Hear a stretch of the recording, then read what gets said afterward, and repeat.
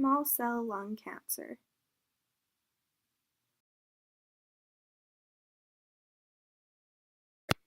Everyone meet Dave. Dave is a 47-year-old man who has been a chronic smoker for 23 years, averaging 30 cigarettes a day.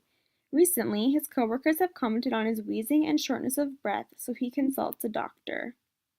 After visiting with his doctor, Dave is diagnosed with bronchitis. Shortly after, he develops a persistent cough and bronchitis again, so he visits his doctor. His doctor finds a tumor in the central part of his lung and diagnoses Dave with small cell carcinoma. There are several risk factors associated with lung cancer. The number one risk factor for small cell lung cancer is smoking. At least 60 of the chemicals in cigarette smoke cause cancer.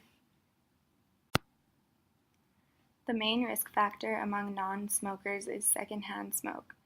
Secondhand smoke contains the same chemicals as smoke that is actively inhaled. Occupational hazards are also a common risk factor.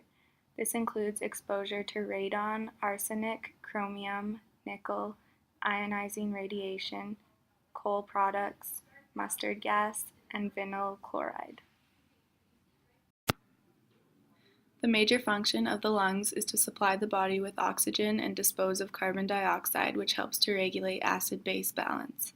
In the lungs, the bronchi split into bronchioles, which connect to the alveoli, which are spongy air-filled sacs. The alveoli are surrounded by capillaries that connect to the heart.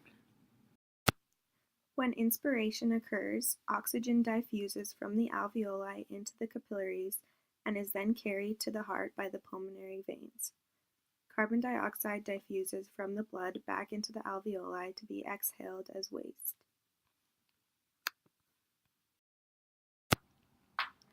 When the external intercostals and diaphragm contract, the lungs expand, which causes the pressure in the lungs to become slightly negative in relation to the atmospheric pressure. As a result, the air moves from the atmosphere into the lungs as the pressure is higher in the atmosphere than in the lungs. When expiring, the muscles relax and lung volume decreases, resulting in the intrapulmonary pressure becoming slightly positive in relation to the atmospheric pressure. As a result, air leaves the lungs. Small cell lung cancer is characterized by a distinctive cell type of small and round to oval-shaped cells that are approximately the same size as a lymphocyte. These cells grow in clusters that exhibit neither granular nor squamous organization. Small cell lung cancer arises in the peribronchial location and infiltrates the bronchial submucosa. Cancer cells originate in the epithelial cells in the lung lining due to genetic mutations, more specifically a mutation in the tumor suppressor gene TP53, and replicate uncontrollably, causing tumors to form. These tumors occupy a significant amount of space, which make gas exchange difficult. Small cell lung cancers are highly malignant, tend to infiltrate widely, and metastasize early on in the disease. This form of cancer has the strongest association with smoking and is rarely seen in someone who has never smoked. Because these tumors grow rapidly and tend to metastasize early on and widely, this type of carcinoma has the worst prognosis of all lung cancer. Some of the main symptoms associated with small cell lung cancer are wheezing, difficulty breathing, weight loss and fatigue, and hemoptysis.